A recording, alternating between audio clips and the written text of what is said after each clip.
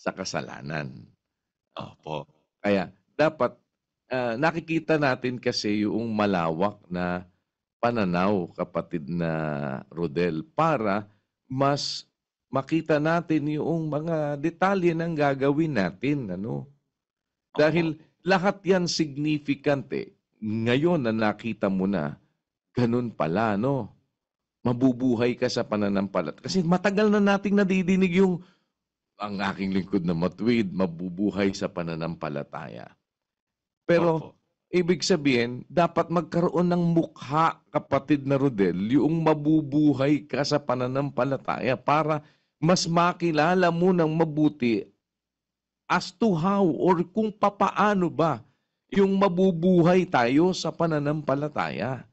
Kasi parang mabubuhay sa okay, sumasampalataya naman ako nabubuhay ako. Ganun ba? Dahil sumasampalataya ka, nabubuhay ka na sa pananampalataya. Dapat makita mo ngayon na anumang hindi sa pananampalataya, kasalanan. So, ibig sabihin, dapat ang buhay mo, no, kapatid na Rodel, nabubuhay ka sa pananampalataya. Gagawa ka sa pananampalataya.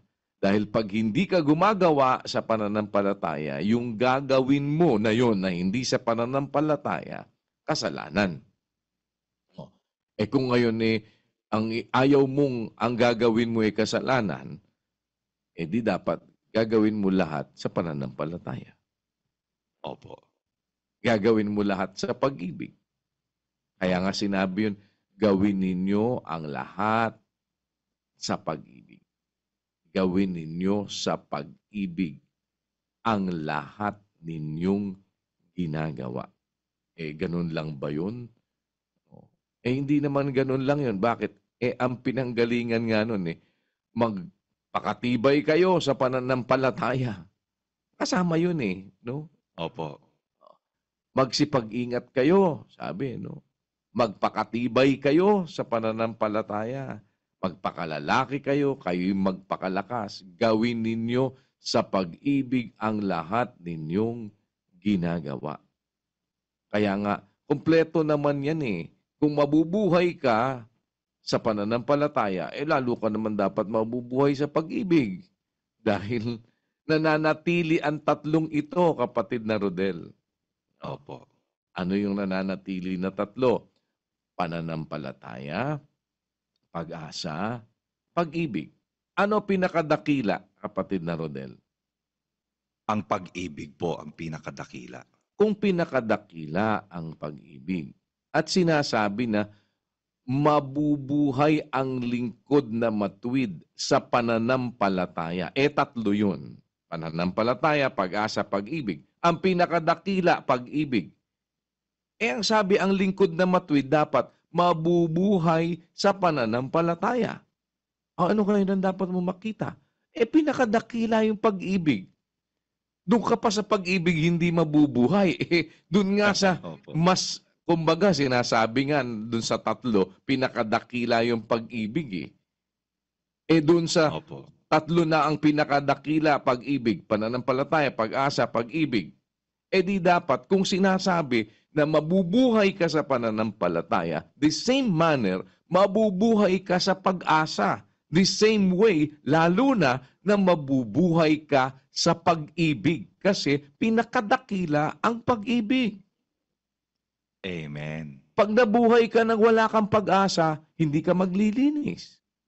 Opo. Diba? Pagka nabuhay ka nang walang pananampalataya, lahat ng gagawin mo kasalanan.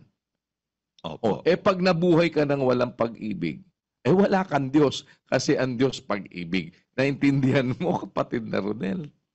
Tama po yun, Kuya. Opo. Kasi kung mabubuhay ka sa pananampalataya, dapat maintindihan po pala talaga natin ito, Kuya. Kasi tatlo yun pananampalataya, pag-asa, at pag-ibig. Ang pinakadakila ay ang pag-ibig. Kung sinasabi sa Bibliang, ang aking lingkod na matuwid, sabi ng Diyos, ay mabubuhay sa pananampalataya. Hindi ka pwedeng hindi mabuhay sa pananampalataya sa naiintindihan natin ngayon. Dahil anumang hindi sa pananampalataya ay kasalanan. Pagka hindi sa pananampalataya kasalanan, dapat mabuhay ka talaga sa pananampalataya. Lahat ng gawin mo sa pananampalataya. Ang pinakadakila dun sa tatlo, yung pag-ibig. Kasama yung pag-asa. Kaya kung ang lingkod ng Diyos mabubuhay sa pananampalataya, mabuhay ka rin dapat sa pag-asa. Dahil pag wala kang pag-asa, hindi ka maglilinis. Lalo ka namang dapat mabuhay sa pag-ibig. Bakit? Pag hindi ka nabuhay sa pag-ibig, wala kang Diyos dahil ang Diyos ay pag-ibig, kuya. Lalo kang dapat mabuhay sa pag-ibig. Yun Kaya, po. di kaya dapat ngayon, malawak na ang pananaw mo. Pag naaalala mo yung sinasabi doon sa 10 at 38 na yan ng Ebreo, na ang aking lingkod na matuwid ay mabubuhay sa pananampalataya. Diba? Kasi pagka Opo. hindi ka nabuhay sa pananampalataya, lahat ng gagawin mo, kasalanan. O ngayon, Opo. hindi ka dapat ma-confine doon. Dapat na pag nadinig mo yung mabubuhay sa pananampalataya, pag nadidinig mo yung pananampalataya, kapatid na Rodel, huwag mong iaalis yung pag-asa at pag-ibig. Kasi nananatili tatlong ito. O ngayon, kapag nabasa mo ngayon yun, sinabi ngayon yun, na ang aking lingkod na matuwid ay mabubuhay sa pananampalataya, dapat laging nakapaloob ngayon sa iyong kaisipan, kung dun sa pananampalataya dapat mabubuhay ang lingkod ng Diyos, dapat mabubuhay din siya sa pag-asa, mabubuhay din siya sa pag-ibig. Opo. Diba mas malawak ba na pananaw yon, kapatid na Rodel, o hindi? Mas malawak po na pananaw yan, kuya. Sabi nyo nga po, magkaroon dapat ng mukha sa atin. Yung lagi nating nababasa at normal na sinasabi na natin, mabubuhay tayo dapat sa pananampalataya. Dapat magkaroon ng mukha sa atin yun. Paano yun? At ano ang halaga nun? At ano pang nakapaloob doon na dapat nating maintindihan, kuya? Yan awa ng Diyos, mas malawak po na pananaw para mas makita natin kung ano yung detalye na pakikinabangan naman natin pag natutunan po natin, kuya. Yan. O ngayon, titignan mo ngayon yung mga significant na bagay noong pamumuhay na ang ikinabubuhay mo ay ikinabubuhay mo sa pananampalataya. Diba? Dahil yung pinag-aralan natin na sinabi ni Pablo doon sa 2:20 ng Galacia, na hindi na anwi ka, ako ang nabubuhay, kundi si Kristo ang nabubuhay sa akin. Ang buhay na ikinabubuhay ko ngayon sa laman ay ikinabubuhay ko sa pananampalataya. Ang pananampalataya na ito'y sa anak ng Diyos na sa akin ay umibig at ibinigay ang kanyang sarili dahil sa akin. So ngayon, lingkod ka ng Diyos, lingkod tayo ng Diyos, lingkod tayo na Kristiyano. Pag sinabit, kinanta mo ngayon, ipakita sa ganito, lingkod tayo na Kristiyano. Pagka papakita mong lingkod ka na Kristiyano, dapat nabubuhay ka sa pananampalataya. Nabubuhay ka din sa pag-asa, nabubuhay ka din sa pag-ibig. Ngayon, ba't significant na isa yung mabuhay tayo sa pananampalataya, kapatid na Rodel? Tingnan mo, no? Pagmasdan mo lang kung ito na natakbo na ng iyong kaisipan. Diba? Kaya ang aking lingkod, kaya sinasabing lingkod, kapatid na Rodel, ano ang ibig sabihin pag sinabing lingkod? Naglilingkod po yan, kuya. Kaya Very sa good, lingkod. kapatid na Rodel. Kaya lingkod, naglilingkod. Opo. Diba, no, kapatid na Opo. Rodel? Mm. Yan. Ngayon, paano ba dapat na maglingkod ang isang lingkod ng Diyos? Ito, palasak naman sa atin. Hindi naman ito bago, kapatid na Rodel. Matagal nang itinuturo sa atin ito ng kapatid na Eli. Sabi mo, kapag ka lingkod, naglilingkod. Hindi Opo. nga, paano ka sasabing lingkod kung hindi ka naglilingkod? O Opo. ngayon, yung lingkod na naglilingkod, paano dapat na naglilingkod? Ang liwanag naman na sinasabi ng Biblia, maglingkod kayo. Paano, kapatid na Rodel? Basa, 102 ng awit. Opo. Mangaglingkod kayo na may kasayahan sa Panginoon. Kapatid na Rodel, wag mo naman sabing malabo yan. Maliwanag po, kuya. Di ba, paglingkod ka, ano ang isang bagay na nakapaloob sa lingkod? Maglingkod po na may kasayahan sa Panginoon. O, ang nakapaloob sa isang lingkod, naglilingkod. Paano maglilingkod? Maglilingkod na may kasayahan. O, di hindi mo pwedeng ialis ngayon yon, ano? Na yung Opo. isang lingkod ng Diyos, dapat kung lingkod na matuwid, nabubuhay sa pananampalataya.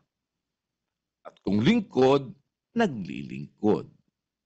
At dahil naglilingkod, dapat alam mo paano ka dapat na maglingkod. Maglilingkod ka na may kasayahan sa Panginoon. Ano significance nun, kapatid na Rodel? Doon sa maglingkod na may kasayahan, lingkod, nabubuhay sa pananampalataya. Ano mang hindi sa pananampalataya, kasalanan. Significant yung pananampalataya sa isang lingkod. Hindi pwedeng ikaw ngayon maglilingkod ka, naglilingkod ka na ang ginagawa mo hindi sa pananampalataya. Kaya mabubuhay ka sa pananampalataya. Ang naglilingkod, dapat maglingkod na may kasayahan. Ano kaugnayan ng pananampalataya? Doon. Paano nag-uugnay-ugnay ngayon yun, kapatid na Rodel?